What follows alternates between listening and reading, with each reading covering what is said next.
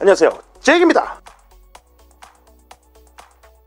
슬슬 여러 다국적 제약회사에서 속속들이 코로나 백신을 내놓고 있고, 중간 결과기는 하지만 서로 내 백신이 낫다, 아니다 우리 회사 게 낫다, 영하 70도가 뭐냐 영하 20도는 돼야지 하면서 투닥투닥 하지만 그만큼 희망의 기류가, 물론 뭐 주식 노름일 수도 있긴 하지만 이 그지같은 코로나를 종식시킬 수 있는, 정복할 수 있는 그런 희망이 조금씩은 보이는 듯하죠. 가만히 생각해보면 코로나가 휩쓸기 시작한 지 아직 1년도 안 된 상황에서 벌써 백신이 이렇게나 개발이 되고 있고, 새로운 치료제에 대한 소식도 계속 들려오는 걸 보면 확실히 세계적으로도 이런 다국적 기업들의 기술력이 대단하다는 생각도 들죠. 그리고 쏟아지는 기사를 보면 국가적으로도 많은 지원을 해주고 있다는 것도 잘 보이기도 합니다. 물론 우리나라도 부랴부랴 이런 백신 연구 개발에 대해서 국산화를 하겠다는 아주 큰 개소리, 아니 야망을 보여주고 있죠. 나름 K방역 예산을 1조 8천억 원으로 늘렸으니까 여기서 백신하고 치료제 개발을 지원하겠다고 큰 소리 떵떵 쳐가면서 말입니다. 정작 최근에 소리친 바에 비해서는 이런 신규 백신에 대해서 단 하나도 제대로 물량 확보조차 하지 못하고 있지만요. 여튼 이번 시간에는 바로 왜 우리나라에서는 백신이나 치료약, 신약을 잘 못 만들어내는 걸까에 대해서 알아보도록 합시다. 세계에서 네로라는 유명한 제약회사들도 있지만 엄연히 우리나라에도 제약회사라는 존재는 뭐 뉴스 기사에 무슨 뭐 리베이트에 연관된 무슨 회사, 뭐 급등주 찌라시의 무슨 회사 이렇게만 나와서 그렇지 실존하는 존재긴 하죠. 원래 신약 개발의 경우 제 다른 임상시험 영상에서도 말씀드렸듯이 여러가지 단계를 거치게 되는데, 약을 만들어내는 특수 성분을 탄생시키는데도 엄청난 연구비가 들어가지만 그걸 또 사람한테 테스트를 하고 안전하다 아니다 확인받는 과정에서도 돈이 어마어마하게 들어가죠. 혹시 모를 부작용도 잡아내야 하고, 문제가 없으려면 최대한 많은 사람에게 테스트를 해야 하니까 돈이 막 줄줄줄줄줄 새나가게 됩니다. 그럼에도 큰 다국적 제약회사에서 이 쉴 새 없이 연구를 진행하는 이유는 바로 이게 성공하기만 하면 특허로 20년간 이익을 독점시켜줘서 대충 기사로 밀어보면 들어간 돈의 한 6배 정도를 벌어내는 걸로 보는 거죠. 이렇게 한번 성공만 하면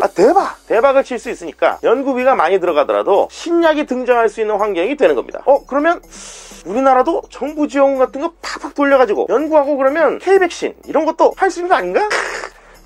주모는 무슨 얼어 죽을. 그러기에는 벽이 너무나도 많죠. 이제부터 하나하나 까보도록 합시다. 사실 거대 제약회사의 경우 역사책에 등장한 아스피린이라든지 아주 유명한 약인 비아그라나 뭐 이런 걸 오랜 세월에 걸쳐서 계속 개발해온 회사이기 때문에 그 노하우, 기술력 이런 것들이 어마어마한 상황이죠. 거기다 연구비도 우리나라 제약회사랑 기본 20배나 차이 나기도 하고요. 상대적으로 우리나라 제약회사는 그 역사가 엄청나게 짧은 것도 사실이거니와 노하우도 부족하고 기술력도 딸리는 상황입니다. 그런데 막상 병원 같은 데 다녀오잖아요. 그 약국 들려서 약 타보면 우리나라 제약회사에서 만든 약도 굉장히 많이 보이는데요. 그건 그 약이 바로 카피약, 복제약이기 때문이죠. 초기에 우리나라에서 제약회사가 출범을 할 때 당연히 오랜 기술력이 필요한 완전한 신약을 개발하기는 불가능하잖아. 그래서 이런 특허가 만료된 카피약을 만들면 임상시험 단계도 확 줄어들고 초기 연구비도 엄청 적게 드니까 쉽게 만들어서 카피 보니까 가격은 또 싸게, 그렇게 오리지널을 대체하면서 야금야금 주워 먹는 방향으로 회사를 키워나갔습니다. 그 과정에서 여러가지 꼼수, 리베이트? 그런 것들이 작동하기도 했었죠. 뒤늦게 최근 들어서 연구에 투자를 그래도 많이 하기 시작을 하면서 하나둘씩 진짜 신약 개발에 뛰어들고는 있지만 아직까지도 임상 3상을 통과했다는 진또백의 신약들은 사실 잘 보지 못할 정도로 현재까지도 기술력의 벽이란 게 아주 큰 상태입니다. 따라서 지금의 백신 관련 연구도 기술의 차이가 너무너무 큰 상태라는 거를 쉽게 예측이 가능하죠. 근데 헬조선에서는 설령 기술을 가지고 있다 하더라도 개발을 아예 할 수조차 없게 만드는 환경마저도 개판인 그런 상황인데요. 그건 바로 약값을 정부가 정한다는 사실입니다.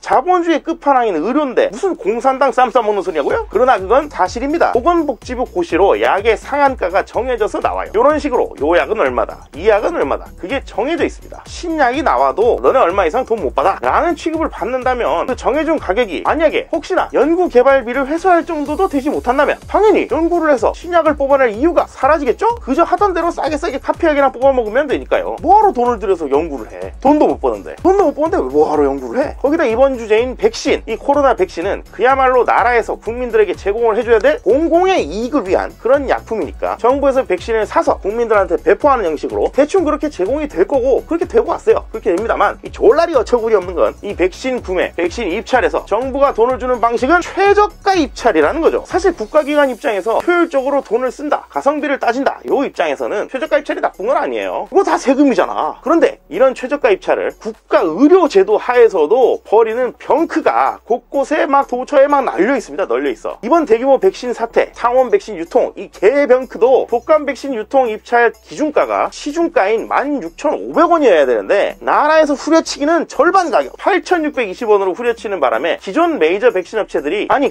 그 돈으로 어떻게 백신을 팔라는 거야? 하고 손절하고 떠날 때 이 왕초보 회사랑 계약해버린 그 결과였죠. 그러니까 이런 식으로 적정 비용을 지불하려고는 죽어도 안 하면서 연구비는 지원해줄게요. K백신, K치료제 만세! 아무리 외쳐봐야 연구비 회수도 사실 될까 말까 한 상황일 거 아니에요. 그러니까 기술 확보하면 뭐합니까? 백신 만들면 망하게 생겼는데 그러니 여력도 없고 경쟁력도 올라갈 수가 없는 거죠. 그래서 메이저 회사들이 메이저 외국 다국적 기업 회사들이 이제 임상 3상 다 끝나갈 때 리제네론에서는 트럼프한테 약을 벌써 쓰고 있을 때 파이자랑 모더나가 예방률 90% 찍었다고 전 세계적으로 자랑질할 때 국내에서는 이상을 하니 마니 아니면 이제 일상에 들어가니 마니 이딴 소리나 나오고 있는 겁니다. 아니 차라리 기술이라도 좀 사오고 연부진 스카웃을 좀 해오라고. 별 등신 같은 재난지원금에 뭐 여행 쿠폰에 소비 쿠폰에 꼭 대유행 뜨기 전에 돈 가지고 별별 삽질할 때 이거 치료제 개발비로 쏟아부었으면 아니 뭐가 되어도 나왔겠죠. 꼴랑 1조 몇천억 그것도 다른 방역에 들어가는 비용 다 빼고 나서 남은 돈이 개발지원금에 들어간다니까 안 봐도 뻔한 상황이라는 거예요. 대국민 생색쇼입니다. 물론 나중에 언젠가는 이 우리 기술력이 올라가서 제약업계가 더 커졌으면 당연히 좋긴 하겠지만 지금은 그저 쌉소리밖에 안 된다. 그렇게 보시면 되겠습니다. 그래서 우리나라 치료제 잘 됐으면 좋긴 하겠어요. 그렇지만 솔직히 좀 믿기까지는 좀 그래요. 아직까지는 좀 찌라시 느낌이 너무 세. 그리고 제약회사가 신약으로 돈을 좀 벌게 해줘야지 제대로 된 신약이 나온다 이겁니다. 이번 시간은 여기까지고요. 다음 시간은 또 새롭고 신기한 내용으로 그리고 멤버십 영상에서는 여러분들의 소재로 다시 찾아뵙겠습니다. 그럼